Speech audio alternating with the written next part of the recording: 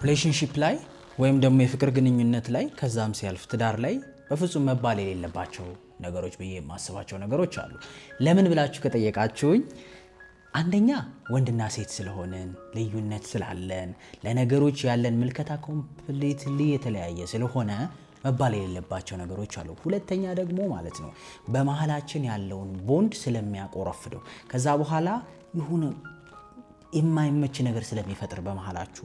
ከዛ ውጪ ደግሞ ሶስተኛው ደግሞ በጣም የሰው ልጅ ሞር የሚጎዳው ከሚወደው ሰው በሚመጣው ንግግር ስለሆነ ምናልባትም አንዳንዴ ሌሎች ሰዎች ቢሉን የማይከፋን ሌሎች ሰዎች ሀሳብ ቢሰጡን ምንም የማይመስለን ነገር የራሳችን ብለን ከምናስበው ከምንወደው ሰው ሲሆን ግን ይሰብረናል። ሶ በዚህ ቪዲዮ ዲስከስ የምናደርገው ምናልባት ባትሏቸው ጥሩ የሆነ ወይም ሌላ መንገድ ብትፈልጉላቸው የሚያዋጡ ነገሮችን ነው። ሶ ብዙ አላንዛዛውም፣ ግን ትንሽ ምን ልሆን እችላለሁ ኦፕን እና ግልጽ ልሆን እችላለሁ በዚህ ቪዲዮ። ሶ እስኪ ራሳችሁን ይሄን የምታረጉ ከሆነ በዛው መዝኑበት፣ ኮሜንትም ላይ ጻፉልኝ። ሰብስክራይብ አድርጋችሁ ጀምሩ፣ ምክንያቱም ብዙዎቻችሁ ቪዲዮን ታያላችሁ፣ ሼር ታረጉታላችሁ፣ ቲክቶክ ላይ ግን ሰብስክራይብ አታረጉም። ሶ ሰብስክራይብ አድርጉ 200,000 እንድንገባ በቅርቡ። ሶ የመጀመሪያው ላንቺ ስል ብዙ ዋጋ ከፍያለሁ ኦር ላንተ ስል ብዙ መስዋዕትነት ከፍያለሁ የሚል ቃል አንዳንዴ ከመከፋት ብዙ የምርም ደግሞ ብዙ ነገር ከማሳለፍ ተነስተን ሰዎችን ልንል እንችላለን። ይሄ የሰው ባህሪ ነው። ግን በሁለት ሰዎች መሃል ትልቅ ተጽዕኖ የሚፈጥር ቃል ነው ይሄ ላንቺ ስል ብዙ መስዋዕትነት ከፍያለሁ። በተለይ በግጭት ወቅት ስንጠቀሙ ለምን ካላችሁኝ ምናልባት ላንቺ ብዬ ይሄንን ሁሉ ዋጋ ከፍ ላንቺ ብዬ ጥቅሜን አጥቼ ላንቺ ብዬ ብዙ ሰው ሲፈልገኝ ትቼ ወይም ሴቶች ይላሉ ይሄንን አይደል ላንቺ ስል ላንተ ስል ብዙ ሰው ሲፈልገኝ ትቼ የሚል ቃል ሰውየውን ባለዕዳ ያደርገዋል። ሰው ደግሞ ዕዳ አይወድም ጭንቅላት ውስጥ። ዕዳ ደግሞ ሁልጊዜ የበታችነት ስሜት እንዲሰማ ወይም ደግሞ ያ ሪሌሽንሺፕ ኤክስትራ ዋጋ መክፈል እንዳለበት ከዚህ በኋላ ማስታወቂያ ይመስላል። ላንተ ብዬ ብዙ ዋጋ ስለከፈልኩ ከዚህ በፊት አሁን ለሚቀጥለው ህይወታችን አንተ ዋጋ ትከፍላለህ። ኤክስኪውዝ ወይም ደግሞ ማመካኛም ይመስላል ከዚህ በኋላ ለምታጠፋው ጥፋት ኦር ለምታጠፊው ጥፋት። አንደኛ ላንተ ብዬ የተባለው ሰው ውስጥ የሚፈጥረው ቁስል አለ። ምክንያቱም ላንተ ብዬ ስትባል የሆነ ፍቅሩ ምን ላይ ባለዕዳ እንደሆንክ እንዲሰማ ስለሚያደርግ፣ ሴትም ከሆነች የባለዕዳነት ስሜት እንዲሰማት ስለሚያደርግ ኦፕን ሆና ከልቧ ፍቅር ውስጥ የመግባት ቻንሷ እየቀነሰ ይላል። የሆነ ነገር ይይዛል። ሁለተኛ ላንቺ ብዬ ነው ሁሉ ዋጋ የከፈልኩት ስንል ይህንን ቃል ስንጠቀም ለኤክስኪውዝ ከሆነ ሌላ ደግሞ ችግር ነው። ምክንያቱም በዚህ በፊት ዋጋ ስለከፈልኩኝ ለአሁን ልትታገሽኝ ይገባል። ከዚህ በፊት ዋጋ ስለከፈልኩልህ ለአንተ አሁን ልትታገሰኝ ይገባል። ከአንተም ብሶ አይነት ነገር ይሆናል ማለት ነው። ስለዚህ ይህም ትንሽ ምን ይባላል መንቆራፈድ የሚፈጥር ነገር ስለሆነ ባትሉ በቃ አለ። ምክንያቱም ሰው ለፍቅር ለግንኙነት ሰው ለፍቅር ሲል ለትዳር ሲል ብዙ ዋጋ ይከፍላል፣ የሚታወቅ ነገር ነው። በተቻለ መጠን በዛ መልኩ ሳይሆን የማትወዷቸውና የምትወዷቸውን ነገሮች በግልጽ ማለት ወይም ደግሞ ሰውን ባለዕዳ የሚያረግ ቃል አለመጠቀም ጥሩ ነው ብዬ አምናለሁ። ሁለተኛ ደግሞ በቃ እኔ እንዲህ ነኝ የሚባል አባባል ምናልባት ብዙዎቻችሁ ትላላችሁ፣ እኔንም ጨምሮ ልንል እንችላለን። ግን በራሳችሁ ሲደርስ አንደርስታንድ የምታረጉት ነገር በቃ እኔ እንዲህ ነኝ ማለት ላለመለወጥ ስትሮንግ የሆነ ወይም ጠንካራ የሆነ ሐውልት ማቆም ማለት ነው። በቃ እኔ እንዲህ ነኝ። ስለዚህ እዛ ሰው ውስጥ የሚፈጥረው ትርጉም ምንድን ነው? በቃ አልቀየርም ቻለኝ ነው። ወይም ደግሞ በቃ ከፈለክ ይክፋህ ነው ወንድም ከሆነ። ወይም ደግሞ ያንተ ህመም ያንተ ጉዳት እኔ ለሚያመጣው ለውጥ የለም ነው። እንዲህ ነኝ እኔ በቃ አንተ ምንም ብታረግ እኔ አልለወጥም። ያ ደግሞ ትንሽ ከሰው ባህሪ አንጻር ልክ ነው ብዬ አላምንም።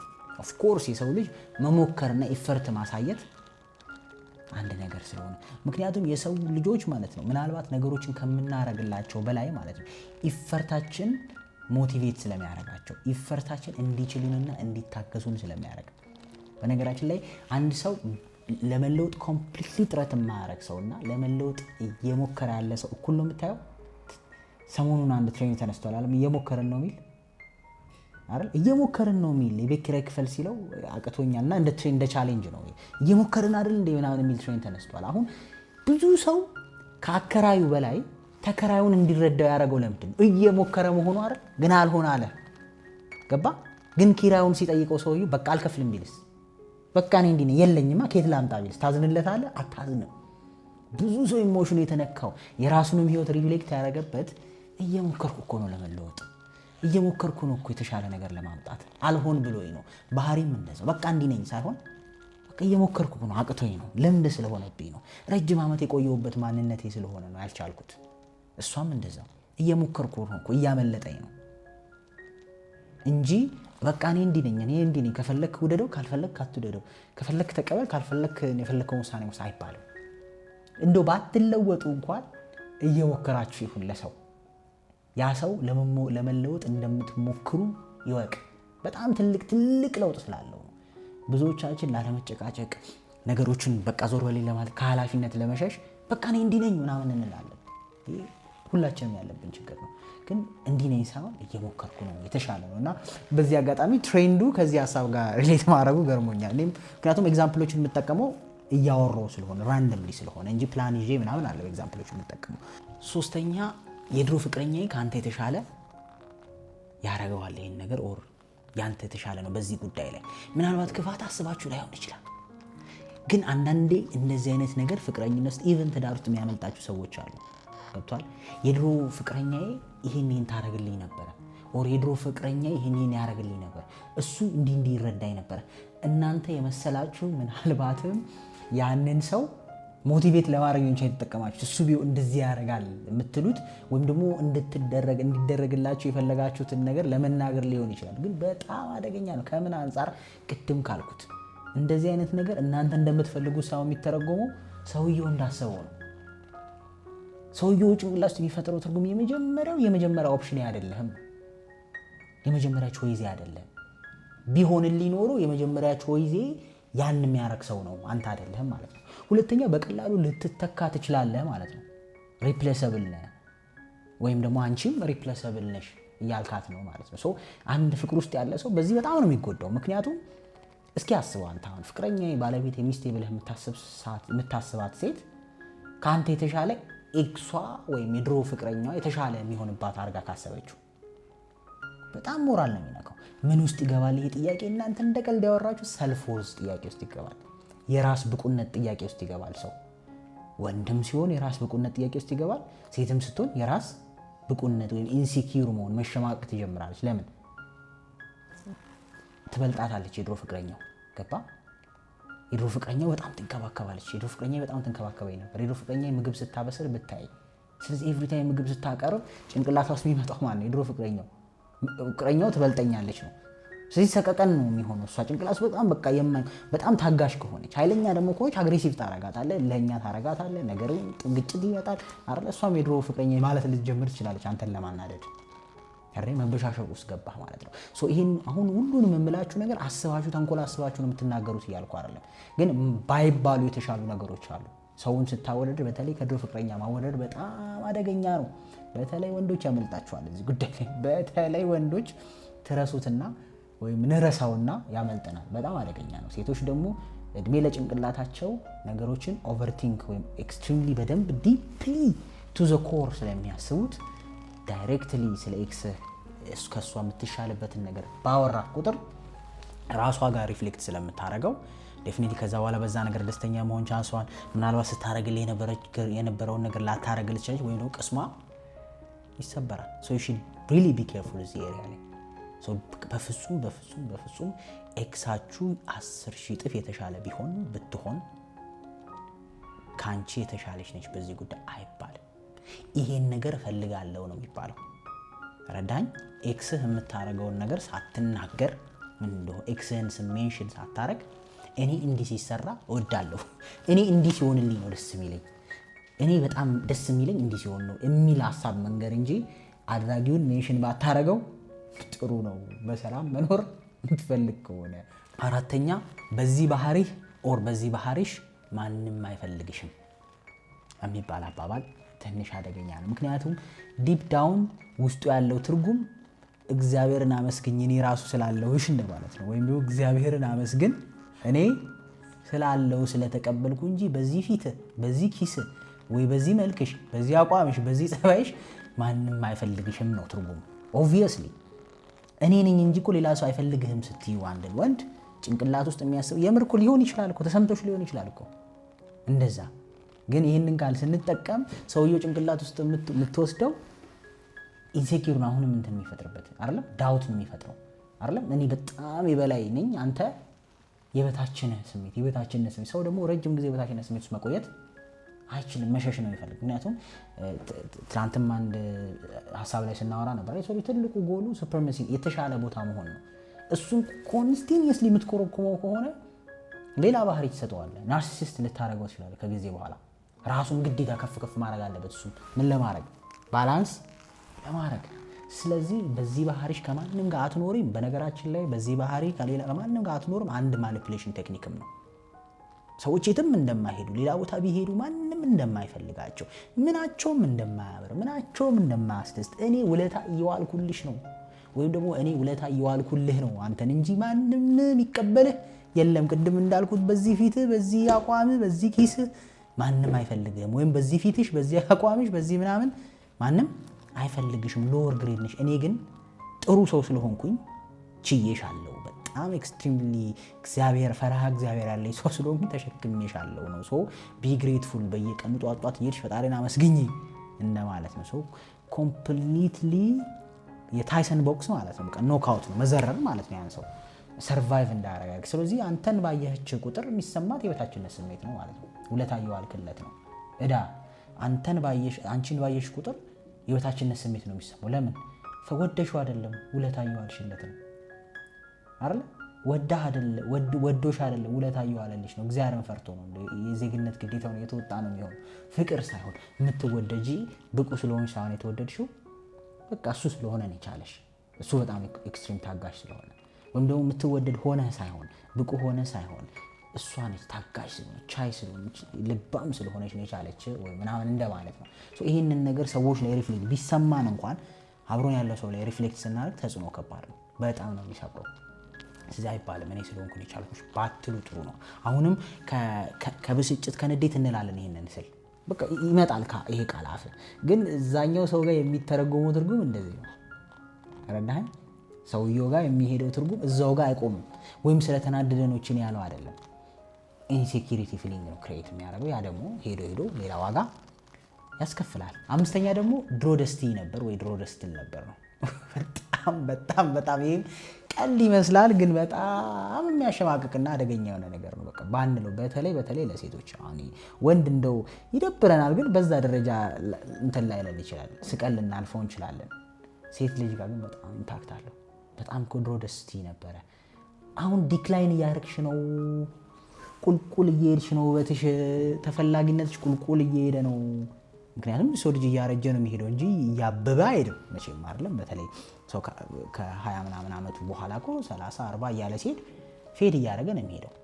ስለዚህ እንደዚህ አይነት ነገሮች ሜንሽን ስናደርግ በጣም መጠንቀቅ አለብን። በቃ ለቀልድ አንዳንዴ ያመልጠናል፣ ግን እዛ ሰው ውስጥ የማያልቅ እንትን ነው ይፈጥረው፣ የማያልቅ ቁስል በቃ ህመም ነው ይፈጥረው። ለምን ዲክላይኒንግ ማን ይፈልጋል? ወደታች መውረድን ማን ይፈልጋል? ከዛ ደግሞ ኮንዲሽንም ይሆናል። አሁን ሴቶች በተለይ ሲሆን እንዳልኩ ኦቨርቲንክ ስለሚያደርጉት በቃ ከዚህ በኋላ አልፈለግም፣ ከኔ የተሻለች ሊፈልግ ነው አይደል? ወጣት ሊፈልግ ነው፣ የኔማ እንደ ሸንኮራ ተመጥጬ ያለኩኝ አይደል? በጣም ኢንሴኪሪቲ ይሰማታል። ራሷን መውደድ ታቆማለች። ከራሷ ጋር ስትረስ ውስጥ፣ ግጭት ውስጥ ብዙ ጊዜ ከእርግዝና ጋር ተያይዞ ከመውለድ ጋር ተያይዞ እኮ አንዱ እኮ ትልቅ ችግር ትዳር ላይ የሚፈጥረው እኮ ይሄ ነው እኮ። በቃ ራሳቸውን መጥላት ይጀምራሉ አለ። ምክንያቱም ፊዚካሊ ድሮ አይደለም፣ ሰውነታቸው ይለጠጣል አይደል? ቦርጭ የሌለባት ቦርጭ ታወጣለች። ፊዚካሊ ራሷን ስታዩ ደስተኛ አይደለችም። አንገታቸው ይጠቁራል። ብዙ ጫና አለ። ያ በራሱ ይረብሻል አይደለም? አንተ ጨምራል። ሴቶች ሲጀመር ሰልፍ ኮንሽስ ናቸው። አንተ ሳትጨመር ራሳቸውን በመስታወት እያዩ ሬት ያደርጋሉ አይደል? ትላንት እኮ እንዲህ ነበርኩኝ፣ ትላንት እኮ ሸንቃጣ ነበርኩኝ፣ ትላንት እኮ ሰውነቴ ሲያምር፣ ትላንት እኮ ራሳቸው በራሳቸው እንኳን አቅቷቸው የያዛቸው ይዟቸው እንጂ አይደለም። እንግዲህ ለአንዳንድ ሰው ስንፍና ነው፣ ለአንዳንድ ሰው ደግሞ ብዙ ጫና መኖር ነው። ብቻ የያዛቸው ይዟቸው ሊሆን ይችላል እንጂ ራሳቸው ሰልፍ ነው። ከዛ ከሚወዱት ሰው አስበው ባሌ ብለው ካመኑት እንደዚህ አይነት ነገር ደግሞ ሲመጣ ሌላ ስብራት። ምናልባት ሶሻል ሚዲያ ላይ ታያላችሁ አይደለም? ብዙ ሰዎች ምንድነው የሚባለው ሪያክት ለማድረግ ይሞክራሉ እነዚህ ቪዲዮዎች ላይ። በተወሰነ መልኩ የምደግፋቸው አሉ፣ ማልደግፋቸውም አሉ። ሶሻል ሚዲያ ላይ ሚስቴ ወፈረች ምናምን እያለ ሲቀርጻቸው ባልየው ምናምን በቃ አንዳንድ ወጥቶችም ሴቶችም ወጥተው ለአንተ ብላ ነው እንደዚህ ዋጋ የከፈለችው ምናምን ይላሉ። አሁን የሪያክሽን ቪዲዮውን እንተውና ሰውየው ግን ሴትዮዋ ውስጥ የሚፈጥረውን ኢምፓክት እኔ ለምንድነው ሪያክሽን ቪዲዮዎቹን ማልደግፈው?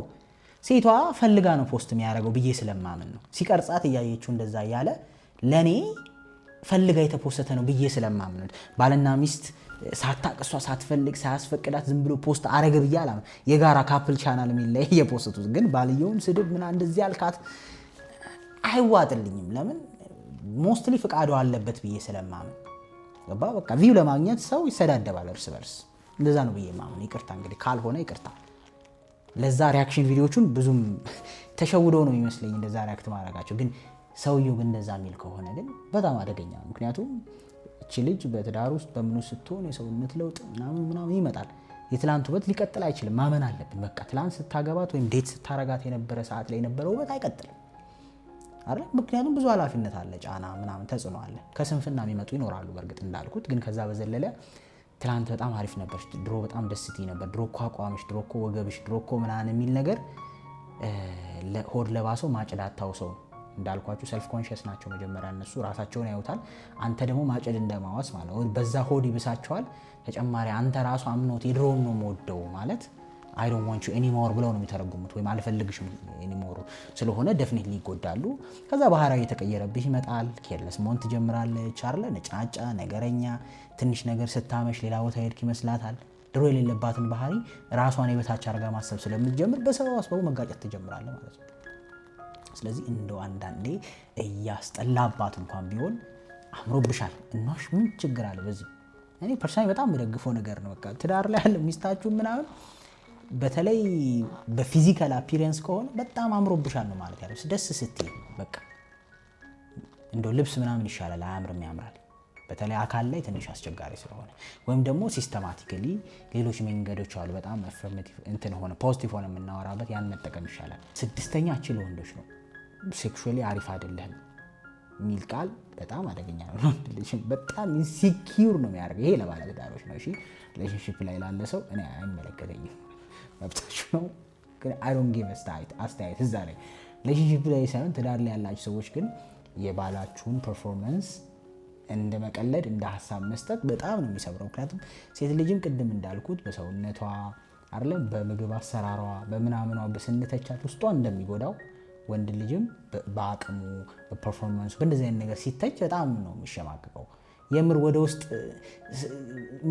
ችግሩን ከመፍታት ይልቅ ዲፌንሲቭ መሆን ይጀምራል አይደለም ወይም እንደዚህ አይነት ነገሮችን አቮይድ ማድረግ ይጀምራል በቃ ከቤት ውጪ ማምሸት እንደዚህ ነገሮች እንዳይፈከም ጀጅ የሚደረግበት ስለሆነ ማለት ነው አሁን በጣም አደገኛ ጉዳይ ላይ ደርሷል ይወጣቱ በእንደዚህ አይነት ነገር ላለመተቸት ረጅም መድኃኒት ማዋጥና ረጅም ርቀት ውስጥ መግባት ጀምሯል በቃ በሽታም ላይ የሚጥለው ነገር ይሄ ሁሉ ከየት ነው የሚነሳው አነሰሰሪ ሙቪዎችን ማየትና በቃ ግዴታ የሆነ ነገር እንትን ለማለት ቀደም ነገራቸው በነፃነት ማወራቸው ቦታዎች አሉ ይሄም አንድ ችግር ስለሆነ ነው ስለዚህ በተቻለ መጠን እነዚህ ነገሮች በትዳር ውስጥ ያሉትን እነዚህን ግንኙነቶች ለማስተካከል ለማሻሻል መሞከር ነው እንጂ እንዲነህ ቀጥታ ዳይሬክት ሲሆን ያማል ወንድ ልጅ በቃ የወንድ ልጅ ደካማ ጎኑ ነው ብዬ ነው ማምነው አትችልም እንደዚህ እንደመቀለድም ስለሚወራ ነው ሶሻል ሚዲያ ላይ ምናምን በጣም እንትን ነው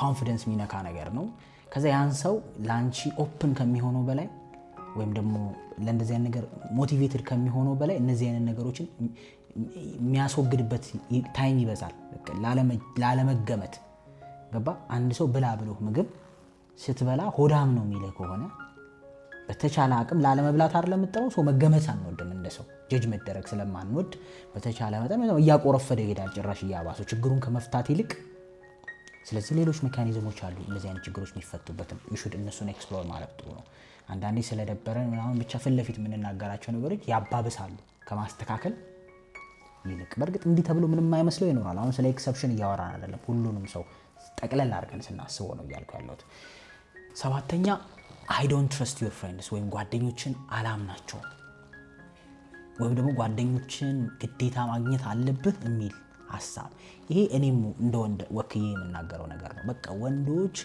በጓደኞቻችን ስትመጡብን አይመቸንም እኔ 100% ጋራንቲ አድርጌ ልናገር የምችለው አንድ ነገር ምን እንደው ታውቃለህ እንደ ወንድ የራሴን ኤክስፒሪየንስ ማለት ነው ወንድ ልጅ ብቻውን መኖር አይችልም በቃ ደስተኛውን መኖር አይችልም ከሚስት ጋር ብቻ መኖር አይችልም ገባ ይሄ ወንድ ኔቸሩ ራሱ የክላን ነው ገባ የሆነ የራስ የምትለው ቲም ትፈልጋለህ በቃ ቲም ስለ ካንተ ጋር ሴም ማይንድ ሴት ያለው ሴም አስተሳሰብ ያለው ጀማ ትፈልጋለህ ምክንያቱም ያ ጀማ ነው ስትሬንግዝ ድፍረት አቅም እሱ ነው ስለዚህ ያን አቅም ልክ እንደ አንበሳ ተኩላ ምናምን አላለ በግሩፕ አርገን የሚንቀሳቀሱ አኒማል ልክ እንደዛ ነው ወንድ ልጅ ባህሪ። ይሄን ስል ግን ልክ ካልሆኑ ጓደኞች ጋር አይደለም እያልን ነው። ሊያጠፉት የሚችሉ ትዳሩን ሊያፈርሱ ሱስ ውስጥ ሊያስገቡ ቁማር ውስጥ ሊያስገቡ የሚችሉ ጓደኛ መብቴ ነው በል እያልኩ አይደለም፣ ወይም እሱንም ድጋፍ እየሰጠው አይደለም፣ ወይም ሚስትም እዚህ ላይ ምንም ማስተያየት አትስጥ እያልኩ አይደለም። ግን ጥሩ ጓደኞች ከሆኑ ገና ለገና ብቻሽን ላለመሆን ገና ለገና ይደብረኛል ወይም ደግሞ ኮንትሮል ለማድረግ ብለሽ ግን ከጓደኞችህ ማራቅ ብለሽ ብታስቢ የምር ወንድ ልጅ ደስተኛ አታረቂው። ደስተኛ ሆኖ 24 ሰዓት ከሚስቱ ጋር ብቻ የሚያሳልፍ ወንድ እኔ ይከብደኛል። እኔ በማውቀው ነው እንግዲህ አሁን ሁሉንም ወንድ ላወራ አልችልም። እኔ ግን በተረዳሁት አካባቢ ላይ ባለው እኔም እንደ ወንድ ከማስበው ተነስቼ የሆነ አይነት ፍሬንዳችን ቬንት የምናደርገው እኮ እዛ ነው አይደል? ቬንት ሄደ ስለሚስት ምናምን እንኳን ባይሆን በቃ you feel alive አይደል? ወጥተህ ደግሞ ከዛ ከሪሌሽንሺፑ ከምናምኑ እንትን ወጥተህ ደግሞ አሁን የሴት ጓደኛ የለኝም። ብዙ ሰዎች አሁን ሪሌሽንሺፕ ስለማወራ ሴት ጓደኞች ያሉኝ ይመስላቸው ሰዎች አሉ። እንደውም አንድ ሰው ፖድካስታችን ላይ መጥቶ ለምዶ ሴት የሌለው አለ 4-5 ወንዶች ሲሆኑበት አስታውሳለሁ። ሳይኮሎጂስት ነው እና ወንድ ሴትማ መኖር አለበት እዚህ ወንድ በስቷል እዚህ ግሩፕ ውስጥ አለ። እና በቃ አሁን እነዛ ለሌ የፈለጉት በቃ ከሴት የሚገኘው ከሚስት የሚገኘው ከልጅ ቢገኘው ከሷ ታገኛል። ግን እንደ ወንድ ደግሞ ምን ፈልጋቸው ነገሮች ለምን ካልከኝ ወንድ ሲኖር ኮምፒቲሽን ማይንድ ሴት አለ። በቃ ስራ ላይ ሞር ሞቲቬትድ ትሆናለህ። ጓደኛ አንተ ያለናል ገባ ይሄ ቴስቶስትሮን ቡስት ያደርጋል የወንድነት እንትን። ምክንያቱም የምታወራቸው ወሬዎች አሉ፣ ዲስከስ የምታደርጋቸው ሀሳቦች አሉ፣ ድፍረት ይጨምራል። የወንድነት ባህሪ ሞር እየጎላ ይሄዳል። ለረዳኝ እሱን ሉዝ አድርገህ በቃ 24 ሰዓት እኔ ጋር ዋና ሶፋ ላይ ፊልም ተቃቅፈ ምናምን እና በቃ ምንም ከስራ መጥ እንደዚህ ጥሩ አይደለም። ምን እንጀምራለን መሰላችሁ? መዋሸት ስራ ነኝ ብዬ ጓደኞችን አግኝቼ መምጣት ጀምራለሁ ማለት ነው፣ ደስ ማይልሽ ከሆነ አይደለ? ስለዚህ ወንዶች በዚህ ጉዳይ ላይ ጥሩ ጓደኞች መሆናቸውን ብቻ ቼክ አድርጉ እንጂ ከጓደኞቹ ጋር ታይም ስፔንድ እንዲያደርግ እንደውም እናንተ ብትፈቅዱ ጥሩ ነው። ምክንያቱም የወንድ ኔቸር ተምሮ ይመጣል። ገባህ አይደለ? ሞር ከሴት ጋር ብቻ ሲሆን የሆነ ኢንፍሉዌንስ ትደረጋለህ፣ ወጣ ማለት አለብህ። እኔ ይሄን በደንብ ነው ማምነው። እንግዲህ በዚህ ብዙ ሰዎች ሊደብራቸው ይችላል፣ ግን አም ሶሪ ቱ ሴይ ዲስ 24/7 ከባለቤቴ ጋር ልሆን አልችልም። አይ ኒድ ሜል ኤነርጂ፣ አይ ኒድ ማስኩሊን ኤነርጂ ፍሮም አውትሳይድ አለ። ጓደኞቼን ሳገኝ ያሳለፈውን ስትረግል ስሰማ እኮ አይ ቢከም ስትሮንግ ነኝ አይደለ? ይሄን አድርጌ በዚህ ሳምንት ይሄን ወድቄ ተነስቼ ሲለኝ እኮ አይ ቢከም ሞር ስትሮንግ። ጂም አብረን ስንሄድ it keeps me more push እንዳረጋል። ወንዶች እኮ ኔቸራችን እኮ ደስ ስንገናኝ እንኳን እኮ በቃ ስትሬንግዝ ቴስት እንደራረጋለን። የሆነ ነገር ትችለዋለህ ወይ ደስ ይላል። ያ ኤነርጂ ገባ። ከድሮ ዘመን ደግሞ የነበረ ነው። ወንድ ልጅ ከወንድ ጋር መሆን አለበት። ያንን ነገር አንክሸስ ሆናችሁ ተሸውዳችሁ ካልተቆጣጠርኩ የምትሉ ሴቶች አላችሁ። ሰዎችም ትንሽ ባትሉ አጥሩ ነው። ምክንያቱም ውሸታም ታረጊዋለሽ፣ ምክንያት ይፈልጋል ከአንቺ ውጭ ለመሆን ዘንድ ጠላኝ ምና እያለ ወደ ግጭት እንሄዳለን ነው። ሶ በጊዜ ሂደት ችግር ስለሚያመጣ ሶ ምንድነው የሚያሳምነኝ ነገር ልክ ካልሆነ ቦታ የሚውል ከሆነ ልክ ካልሆኑ ጓደኞች ጋር የሚሆን ከሆነ እና ደግሞ ከመጠን በላይ ያለፈ ታይም ደግሞ ያሳልፍ ከሆነ ኤቭሪ ሲንግል ዴይ በየቀኑ ከስራ መልስ እነሱ ጋር ምንም እረፍት ከሌለው ኦፍ ኮርስ ሰው ነሽ፣ ታይም ሊሰጥሽ ይገባል። ሰው ነው፣ ቤት ነው፣ ታይም ያስፈልገዋል ምናምን። ግን የጤናማ የሆነውን እንደ ኳስ መጫወት የሚከለክል ሴት እኮ አለ። የምሬን ነው ብለህ አይ ሪሜምበር አንድ ክላይንቴ ነገረችኝ ነው እኔ ከለክለዋለሁ አለች። በቃ ደስ አይለኝም ኳስ ሲጫወት በሳምንት አንድ ቀን ማለት ነው። አቻ ደስ አይለኝም አለች። እንዴ ለምን? እንደውም ከቻልሽ እኛ ሰው ሳለ ጓደኛዬ ባለቤት የኔም ባለቤት አብረውን ኳስ ያዩ ነበር። እኛ ስንጫወት ቁጭ ላይ ያዩ ነበር። እንደውም አንድ ጓደኛዬ እግሩ ከተሰበረ በኋላ ነው ያቆመው። እንደውም ትንሽም ሰው ወፈር ከሆነ የሚል አስተያየትም የመጣው ከዛ በኋላ ነው። ኤቭሪ ዊክ እንጫወት ነበር ማታ ኳስ ከምሽቱ 2 ሰዓት እስከ 4 ሰዓት ፉትሳል። አንዳንድ ደግሞ በቃ ለነው አይደለም ቤት ነው መሆን ያለው። እንዴ ለምን ራሱን ይፈትሽው እንጂ ጉልበቱን አቅሙ አይደል? ሶ ሆፕፉሊ እንደዛ ነው ማምነው። ሶ እንግዲህ ቪዲዮ ኢንጆይ ካረጋችሁት ሼር አድርጉት፣ ላይክ አድርጉት፣ ኮሜንት ጻፉልን። ፐርሰናል ዴቨሎፕመንት ክላስ መውሰድ የምትፈልጉ ከሆነ 0948486063 ለዚህ ወር ፌብሩዋሪን ወር 2 ተማሪ ብቻ ነው የምንቀበለው። ከዛ ውጭ ደግሞ ለማማከር አገልግሎት 0948486063 ላይ ዋትስአፕ ላይ ኤርሚን ማግኘት ትችላላችሁ። በሌላ ቪዲዮ እስከምንገናኝ ሰላም ነው።